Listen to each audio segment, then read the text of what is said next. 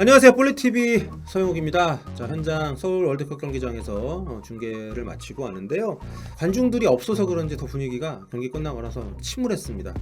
손흥민 선수가 이제 경기 끝나고 나면 선수들 뭐 한두 명 이렇게 인터뷰를 방송사 꼭 하게끔 이제 되어 있는데, 경기 끝난 직후에 경기를 이기지 못했음에도 불구하고 손흥민 선수가 이제 인터뷰를 했습니다. 실시간으로. 굉장히 좀 많이 다운이 돼 있었고 실망감이 느껴지는 그런 모습이었고요.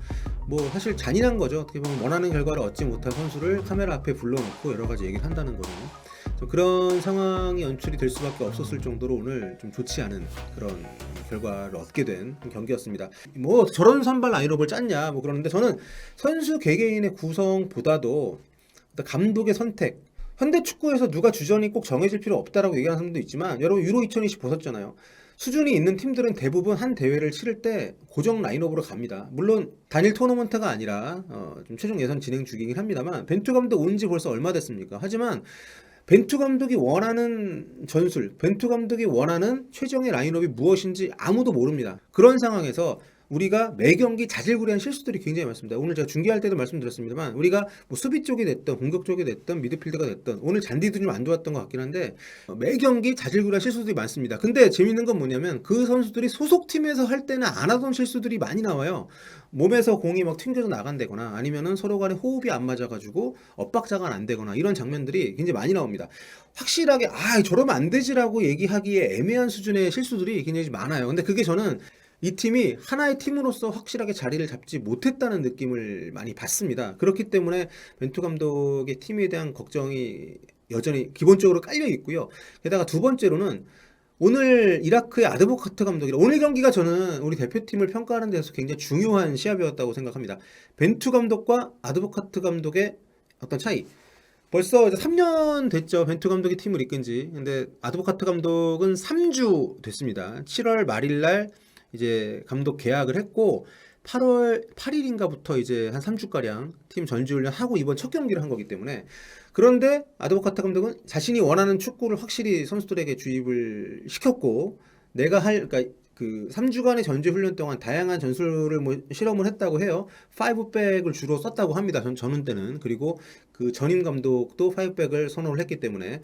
하지만 그것뿐만 아니라 자신이 원하는 축구, 전통적으로 아드보카트 감독은 4-3-3을 선호하는 사람이기 때문에 그 축구를 이 팀에 이식시키는 과정에서 한국전에 어떻게 나올지가 굉장히 관심사였는데 4-3-3으로 나왔죠. 4-2-3-1로 나왔습니다. 아드보카트 감독은 자신이 원하는 축구를 구현할 수 있는 선수들을 구성하기 위해서 여기에 반기를 드는 선수들을 쳐냈어요. 신성 경기 왜 나 안 특히느냐 하는 선수 쳐내고, 뭐 제가 지금 유럽에서 오라는 데가 있어서 갔다 오겠습니다 하는 선수들 보냈는데 출전 안 시키고, 뭐 이런 식으로 팀을 빠른 시간에 장악을 하면서 뭔가 팀의 원칙을 굉장히 빠르게 좀 입힌 느낌이 있고요. 결정적인 건 이겁니다. 오늘 그 이라크의 주공격수는 후반전 막판에 투입된 18번 모하나드 알리 선수거든요. 이 친구가 전에 포르투갈 리그에서 뛰었었고 이번에 카타르 리그에서 뛰고 있다가 그리스 리그로 이적을 했어요.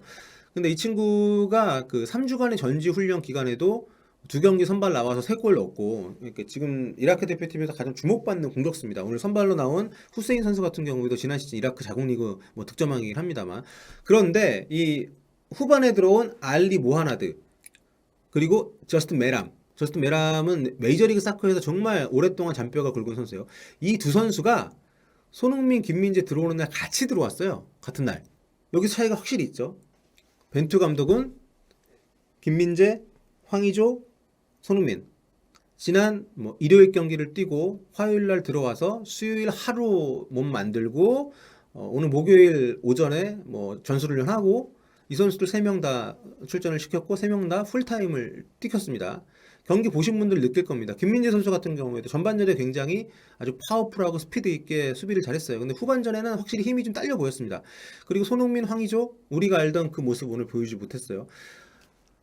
물론 시차나 이런 이동에 대한 문제에 대해서 선수들 이런 얘기를 하는 것 선수들 감싸기라고 얘기하실 수도 있습니다만, 여러분 이거 굉장히 힘든 일이에요. 정상 컨디션을 발휘하기가 정말 어려워요. 근데 오늘 이라크 선수들이 한 1.5군에서 2군 정도? 2군까지는 아니고 1.5군 정도 되는 라인업입니다. 게다가 그 중에서 주력 선수 3명은 아예 선발에서 빠졌었고요. 수비의 핵심 선수, 또 윙어, 최전방 공격수 이 3명 후반에 들어왔잖아요. 이게 전술적으로 후반에 좀 몰아치겠다는 생각도 있습니다만 이라크가 이 선수들의 어떤 체력적인 문제를 저는 고려를 했다고 봐요. 아드보카트 감독이. 아드보카트 감독이 한국 감독도 해봤고 아랍에미리트 감독도 뭐 짧게 뭐 했었고 이동이라든가 팀 합류 이후에 필요한 어떤 회복에 걸리는 시간 이런 것들을 좀 알았을 거라고 생각을 합니다. 그렇기 때문에 그 선수들을 굉장히 그 위험을 무릅쓰고 선발해서 뺐어요. 그렇게 전반전을 치르고 후반전, 중반, 뭐 막판 이렇게 투입을 했습니다. 그 휴식 기간이 굉장히 짧았음에도 불구하고 투입된 뭐 김민재, 뭐 손흥민, 뭐 황의조 이런 선수들 외에 벤투 감독은 어떤 선택을 할지 그게 머리에 잘 안 그려집니다. 그래서 이번 경기 같은 경우에도 손준호 선수를 오늘 그 4-1-4-1 썼습니다. 그렇죠? 4-1-4-1에서 손준호 선수를 그 포백 앞에 미드필더, 수비형 미드필더를 썼어요. 그런데 하프타임에 뺐습니다. 왜 뺐을까요? 유일한 수비형 미드필더였어요. 이동국 위원도 경기 끝나고 굉장히 의문을 표시했습니다. 손준호를 왜 뺐지? 그리고 부상이 있었는지 여부를 뭐 판단할 수가 없기 때문에. 근데 부상이 아니었다고 보는 이유는 부상이었다면 그 자리에 주세종을 넣겠죠. 주세종 선수도 부상이 아니라면. 그러니까 손준호 자리에 황인범이 내려오고 황인범이 있던 자리에 남태희가 들어갔을 뿐이고 그런 교체를 통해서 어떠한 전력의 상승 효과가 나오질 않았어요.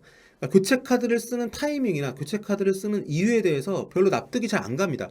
그러니까 지금 경기 중에 이 팀이 갖고 있는 어떤 문제점이나 더 개선이 될 수 있는 부분이 무엇인지에 대한 파악에도 아쉬움이 분명히 있고 정말 막판에 우리가 한 골이 필요한 상황이었는데도 불구하고 경기 운영에 큰 변화가 없이 계속 먼 거리에서 박스 바깥에 돌리게만 했어요, 볼을.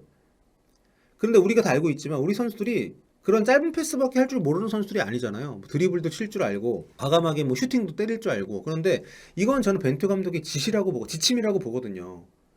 그리고 선수들이 실수에 대해서 굉장히 어떤 어드벤처러스한 좀 더 모험적인 시도를 하는 거에 대해서 좀 두려움을 느끼지 않나 생각이 들 정도로 계속 볼을 좀 폭탄 돌리기 하듯이 돌리는 느낌이 막판에 들었으니까. 그러니까 그런 상황을 개선할 수 있는 어떤 적극적인 변화를 통해서 해법을 찾는다던가 하는 장면들을 거의 본 적이 없습니다.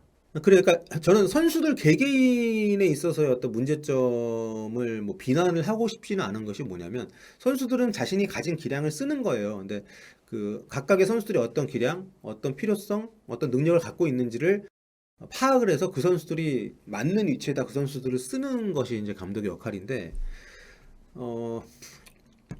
벤투 감독은 선수를 뽑는 데 있어서 저는 그러니까 오세훈이 아닌 조규성 선수를 뽑는 걸 보면서 이 두 선수의 우열을 논하는 게 아니라요. 아, 이분은 왜 이렇게 멀티를 선호하지? 조규성 선수는 윙어로도 뛸 수 있잖아요. 최전방도 뛸 수 있고. 이번에 뭐 강상우 선수 같은 경우에도 뭐 그런 멀티가 되는 선수고. 지금 우리 2선 미드필드에 있는 선수들 다 뭐 두세 개씩 포지션을 소화할 수 있는 선수들 굉장히 선호를 합니다. 원두지 선수 데려가가지고 센터백 쓰는 것도 그렇고. 그런데 제너럴리스트도 중요하지만 스페셜리스트들이 확실히 꼭 필요한 게 요즘 축구가 아닌가 생각을 하는데 다양한 능력을 가진 선수들을 뽑아서 되게 애매하게 쓰는 면이 분명히 있습니다. 그래서 그 선수들의 어떤 특성을 파악하고 그 선수가 가장 잘할 수 있는 것을 좀 할 수 있게끔 만들어주는 그런 기용을 하지 않는 그런 축구가 계속 이어지고 있는 상황이고 전반전에 기회가 왔을 때 우리가 골을 넣었다면 충분히 뭐 승기를 잡을 수 있었을 텐데 어쨌든 이라크는 0대0 내지는 1대0을 노리고 왔을 거라고 생각을 합니다. 예. 또 아드보카트 감독이 물론 앞으로 어떻게 될지 모르겠어요. 우리한테만 이렇게 좋은 경기를 하고 다른 경기들을 뭐 잘 못할 수도 있겠지만 아드보카트 감독은 자기에게 주어진 3주를 최종 예선 첫 상대인 대한민국을 막아내는데 투자를 했고 성과를 냈다. 그리고 제가 굉장히 인상적이었던 게 뭐냐면 여기 제 머리 여기 이 21번 이 친구가 셰르코 카림이라고 공격수거든요. 오른쪽 윙어로 뛰는 선수예요. 어릴 때 굉장히 주목받아가지고 뭐 아약스 뭐 입단할 뻔도 하고 뭐 굉장히 주목받았던 선수긴 한데 이제 뭐 나이가 96년생이니까 어리진 않죠. 근데 이 친구를 오늘 아드보카트 감독이 라이트 풀백으로 기용을 합니다. 저는 이거 처음에 명단 보고 이거 뭐지? 3백 또 아닌 것 같고 뭐지? 막 이랬었는데 이제 이라크 축구협회에서 올린 거거든요. 이 포메이션 그림을 이거 보면서 야 카림을 오른쪽 풀백으로 쓴다고? 이렇게 됐거든요. 근데 보니까 제 경기 때 중계 때도 말씀드렸습니다만 야, 이 친구를 손흥민을 맨마킹을 시키더라고. 그러니까 이 친구가 여기 오른쪽 수비수로 나왔는데 손흥민이 움직이는 거에 따라서 뭐 사이드에도 있다가 중앙으로도 왔다가 내려도 왔다가 계속 따라다니면서, 물론 하프라인 넘어서까지 쫓아가진 않습니다만, 아드보카트 감독이 사실 현대 축구에서 그 정도의 맨마킹은 잘 안 씁니다. 퍼거슨 감독이 예전에 그 박지성 선수 필로 따라다니게 했던 뭐 그런 약간 올드스쿨 스타일의 맨마킹을 원래 이제 윙어로 뛰는 선수를 불러 내려가 시켰단 말이에요. 그러니까 보니까 이 친구를 왜 그 역할을 맡겼는지 알겠다. 스태미너가 정말 좋고 제법 거칠고요. 굉장히 영리합니다. 손흥민과 또 홍철이 올라오는 것을 절묘하게 그 앞쪽에서 자기를 도왔었던 카심 선수와 함께 아주 효과적으로 잘 막더라고요. 그래서 이러한 어떤 전술적인 아이템을 갖고 나온 것 자체가 이런 게 감독의 역할이거든요. 상대가 잘할 수 있는 걸 찾고 그 잘할 수 있는 걸 못하게 하는 거. 정말 강팀들은 상대 상관없이 우리가 잘할 수 있는 것만 잘하면 된다, 이런 마인드로 가지만, 상대가 우리보다 강하다고 하면 그들이 잘하는 것을 못하게 하는 것도 굉장히 훌륭한 전략이거든요. 오늘 아드보카트 감독은 그걸 보여줬고, 벤투 감독은 이라크 축구를 분석하기 쉽지 않았을 거예요. 왜냐하면 카타네치 감독이 팀을 맡았다가 아드보카트 감독으로 바뀌었고, 아드보카트 감독이 오고 나서 그 미공개 평가전을 4번을 했는데 그것도 다 명단 바꿔가면서 했습니다. 그러니까 매 경기 라인을 바꿔가면서, 뭐 왜냐하면 아드보카트 감독 누가 누군지 모르니까. 근데 그런 과정을 거치면서 한국전을 준비를 한 거죠. 그렇기 때문에 벤투 감독의 상대에 대한 어떤 분석이 쉽지 않았을 수 있다고는 생각을 해요. 하지만 아드보카트 감독이 와서 새롭게 발탁한 선수는 오늘 여기 중앙 미드필더에서 뛴 16번 알 아미리, 얘 하나밖에 없거든요. 이 친구가 이제 스웨덴 사람인데 이라크 대표로 이제 만들어가지고, 그러니까 이 나머지 선수는 다 아는 선수들이었어요. 그래서 아마 우리 대표팀도 라인업 보고 알았을 겁니다. 우리가 준비했던 선수들 다 안 나왔네. 예. 왜냐하면 이날 이라크가 우리로 치면 김승규, 조현우 다 부상으로 아웃이었어요. 뭐 자랄 하산, 모하메드 하미드, 이 두 선수가 부상으로 다 아웃이었고, 그리고 뭐 후세인 알리, 이 친구는 그 전지훈련 때 아드보카트 감독한테 개겨가지고 아드보카트 감독이 쫓아버렸고, 그 무하나드 압둘라힘, 그리고 이란전에 결승골 넣었던 뭐 아바스, 이런 선수도 빠졌고, 또 그 후맘 타리크라고 이라크 메시라고 불리는 선수가 있습니다. 이 친구도 경고누적으로 오늘 안 나왔고요. 또 원래 중앙 미드필더 주전이던 이 사파 하디라는 선수도 다리 부상 때문에 안 나왔고요. 또 센터백, 원래 제 생각에 이 친구가 있었으면 3백으로 나왔을 것 같긴 한데, 사든 아티크라는 선수가 있는데 이 친구도 경고누적으로 빠졌습니다. 그러니까 굉장히 이탈자가 많은 팀이었어요, 이라크가. 근데 그건 팀에서 좀 헤아려주고 좀 배려를 해줘야 된다고 생각합니다. 그런 게 쌓여가지고 지금 박지성, 기성용 이런 선수들이 나이 30살에 대표팀 은퇴하는 거 아닙니까? 그리고 최종에서는요, 경기 내용 다 필요 없습니다. 무조건 이기면 장땡입니다. 경기 내용 다 필요 없습니다. 아무리 못하고 슈팅 제가 하프타임 토크 때도 말씀드렸지만, 우리가 뭐 점유율 높고 슈팅 높았지만 우리가 잘한 경기 아니었다고. 우리가 리드는 했죠. 근데 실익이 없었어요. 이라크 선수들 거의 앞쪽으로 잘 올라가지도 않고 막 아끼면서 축구를 했기 때문에. 오늘 이라크가 잘한 거는 팩트고요. 이라크가 오늘 정말 잘했고요. 다음 경기 레바논전입니다. 우리도 잘 준비해서 이번에 진짜 잘할 수 있는, 잘했다고 말할 수 있는 그런 경기 됐으면 좋겠습니다. 최종 예상 통과해야죠. 본선 가야죠. 자, 지금까지 뿌리TV였고요. 다음 시간에 뵙겠습니다. 폴빠.